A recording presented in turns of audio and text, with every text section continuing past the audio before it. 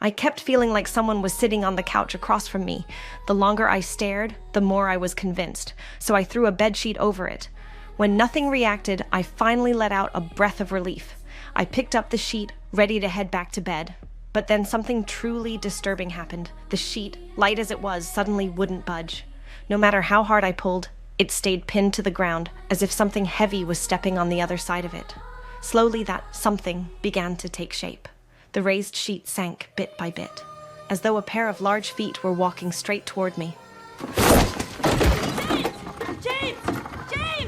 Terrified, I called my friend over and pointed at the sheet, insisting someone was standing right there. My friend was confused. There was nothing but a sheet on the floor. No person, no shadow, nothing that should have scared me. He comforted me for a while, and eventually I calmed down and convinced myself I must have imagined the whole thing. But the next day, something strange happened again. The tranquilizer pills I thought were missing suddenly reappeared, in plain sight, as if someone had deliberately placed them there.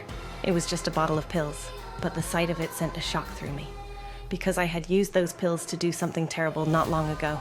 That night, I had put the medication into my husband's drink. After knocking him out, I quietly slipped out of the room. I went to the dressing room to grab the luggage I'd packed in advance. Before leaving, I made sure the camera was pointed at the bed so I could check at any time whether he'd woken up. Our house is massive, over 1,000 square meters, but I didn't want to stay in it for another second. Even though the exit was close by, I still had to stop by a control panel to disable 10 different alarm systems. If I appeared on any of the live security feeds, ear-splitting alarms would go off and wake him up, and that would ruin everything. It was 3 a.m, and the house was eerily quiet.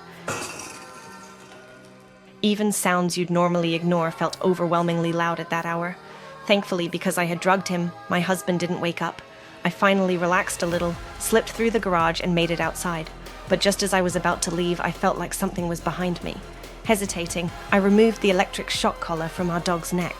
That accidentally triggered one of the alarms. I didn't dare check the monitors, I just ran for my life.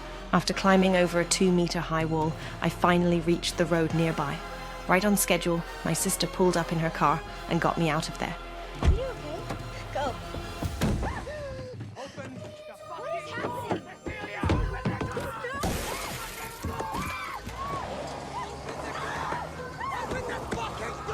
It was clear my husband was a paranoid, violent control freak.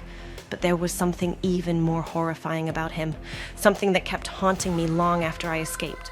He could be standing right next to me.